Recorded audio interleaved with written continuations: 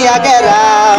এই মিয়া পরিচয় দিতে দিতে 2 ঘন্টা কাটাছে গান কুম্বালা কইবেন নামুন এগুলা নামুন বুঝছি আপনাদের এই শিল্পী পছন্দ না, সমস্যা নাই।